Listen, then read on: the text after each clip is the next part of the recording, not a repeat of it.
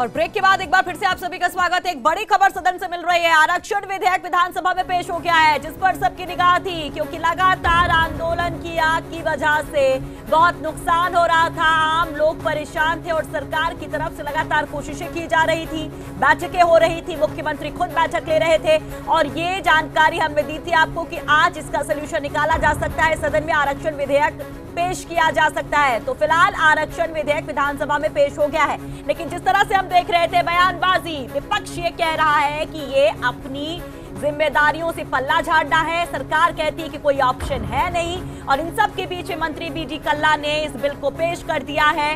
गुर्जर सहित 5 जातियों को आरक्षण का विधेयक पेश किया गया, यानी कि सबको साधने की कोशिश है।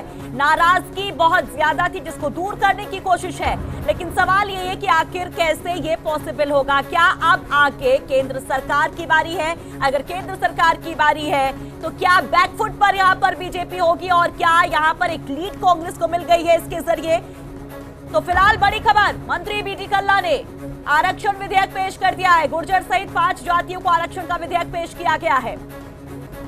तो सरकारी नौकरी और शैक्षणिक संस्थाओं में आरक्षण को लेकर यह विधेयक है, जिसको लेकर पिछले 15 सालों से 14 सालों से लगातार संघर्ष देखने को मिला है। 2006 में जिस तरह से आंदोलन की आग भड़की थी उसे कोई नहीं भूल सकता। और उसके बाद चाहे बीजेपी सत्ता में रही हो, चाहे कांग्रेस सत्ता में रही हो, गाहे बगाहे आरक्षण की मांग उठती रही, कोशिशें होती रही, लेकिन जो सबसे बड़ी मुश्किल थी वो थी कि 50% से ज्यादा आरक्षण नहीं मिल सकता। सुप्रीम कोर्ट ने भी इसको लेकर पॉइंट आउट किया था। फिर ये वाकई संशोधन की जरूरत है संविधान में, और जैसा सवर्ण आरक्षण की बात को लेकर सामने आया तब ये मांग उठने लगी कि जब यहाँ पर हो सकता है तो हमारे लिए क्यों नहीं। बार बार इसे उठाया जा रहा था, लेकिन राज्य सरकार का बार बार ये कहना था कि ये हमारे अधिकार क्षेत्र में नहीं आता है, ये केंद्र को करना होगा। बयानबाजी होती रही, लेकिन इन सब के बीच में जब ये विधेयक पेश हुआ है तो वहां पर क्या हालात है सदन के भीतर, वो भी हम जानने की कोशिश करेंगे। और इस विधेयक के बाद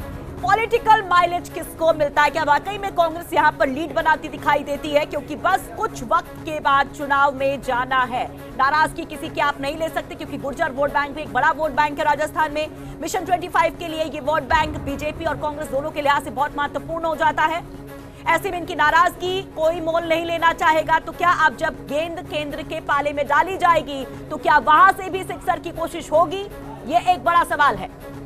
तो विधानसभा में गुर्जर आरक्षण बिल पेश कर दिया गया है।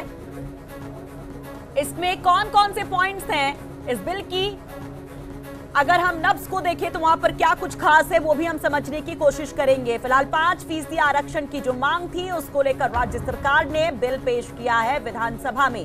सरकारी नौकरी और शिक्षण संस्थाओं में आरक्षण को लेकर ये मांग थी। 1% का आरक्षण दिया गया था, लेकिन इससे गुर्जर समाज संतुष्ट नहीं था। उसका कहना था कि उसे 5% चाहिए, उससे नीचे कुछ नहीं चाहिए। ट्रैक पर जमे हुए हैं इस समाज के लोग, और अभी कुछ दिन में अगर हम देखें 1-2 दिन में तो हिंसा भी देखने को मिली कई जगह पर। लेकिन गुर्जर समेत 5 जातियों को जो आरक्षण का ये बिल पेश किया गया है, इसके बाद क्या अब केंद्र सरकार को भेजा जाएगा इस बिल को पास कराकर? कितनी चुनौतियां यहाँ पर राज्य सरकार के लिए हैं इस बिल को पास कराने में, या फिर स्मूथली ये हो जाएगा? और हमारे साथ हमारे सहयोगी लक्ष्मण राघव भी जुड़ गए हैं और उनके साथ किरोनी बैसला है जो कि